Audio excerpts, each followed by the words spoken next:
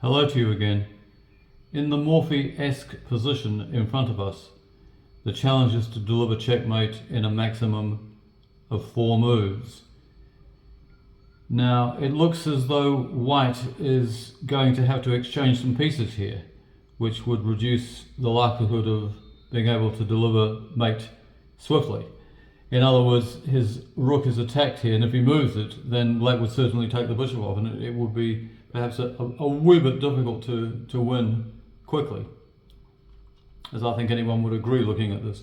So the question is, does white try and save that rook, or does he totally ignore the threat from black's bishop? Well, he does totally ignore the threat, yes. This is what makes this problem very interesting. He completely ignores it. Material is more or less even, in fact, in this position. White is a pawn up, and that pawn is going to be used to advantage. But once again, it's the layout of the position, and white is in the ascendancy. He is the attacking player to one side of the board. Again, typical of Paul Morphy's style. So, what does white play here? Well, he plays h6. And what he's doing is he's putting black on notice that he's heading for g7. He couldn't play it at once, but he will be able to play it very shortly indeed. So what does black have here? Well, he has 5 lines of defense. Let's look at them. We'll leave the bishop capture until the penultimate variation. Let's regard moving his rook to any one of these 5 squares as one variation. So what happens? Well, there's no problem at all there because that's checkmate. So no difficulty with that. The second variation and the second move with the rook is rook f8 check. Now the simplest way is, you could take it with the king as well, but take it like that. So that's after h6, rook f8 check, bishop takes f8. So what does black have there? Well, he has absolutely nothing, because if he moves the bishop, then white has a choice of bishop g7 mate or h takes g7 mate. And if he takes like this, we don't push the pawn on because he'd have a flight square there. We can get him immediately with bishop g7. So what all that points to is that none of those rook moves is of any use. So let's put it back. That is the start position, and we've played h6. We've looked at the rook moves, no good. What about if he takes this pawn? What happens then? Well, that's very straightforward, because we can move immediately into bishop to g6, check.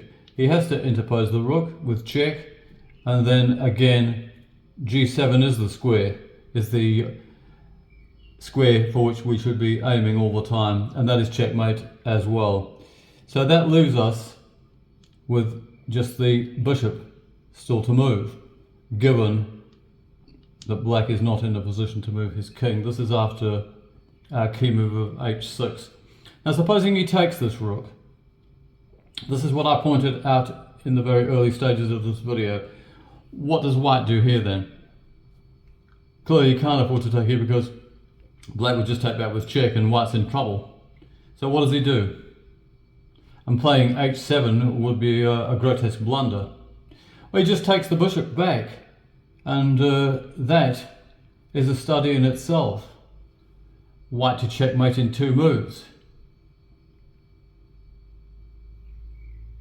How does he do it? Well, again, if he takes the pawn, it's bishop f6, rook interposes, bishop g7 mate. He can't move the king. If he moves the rook anywhere down here, it's h takes g7.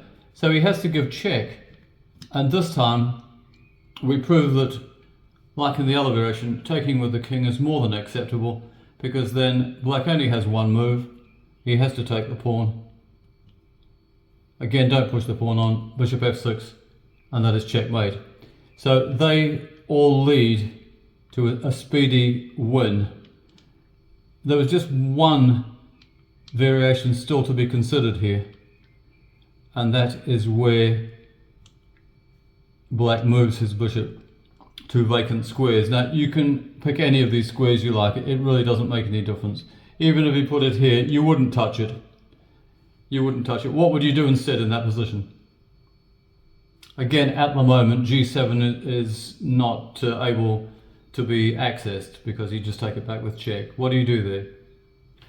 Well, the neat move is here, and White is suggesting to Black here that we're going to take here on the next move with double check and mate. So how does Black defend against that? Well, the short answer is he can't. He can only do what he's done in the other variations, because if he moves this bishop anywhere, even if he moves it to here or here, it's just take double checkmate. So the bishop moves it out. If he takes this pawn like that, well, we can take back now, and that is checkmate. That's a neat one. What about if he moves the rook? Well, like I said, in the other variations, if he moves anywhere like this, you take here. This time it's double check and mate. If he puts White in check, we just take there. And then if you look at that position, there was absolutely no defense to mate on the next move, because if he takes this pawn, then it's bishop G7 or rook H6. You can take your pick there. Two ways to checkmate. And if he moves the bishop anywhere at all, like here say, it does him no good. Sure enough, he's trying to defend G7, but he's doubly attacked, and that is checkmate. It's a very interesting problem and shows yet again that material is not of any great importance. It is what is on the board at any given moment, and that is a winning position right from the very beginning if you know how to play it. I trust you enjoyed it, and goodbye to you.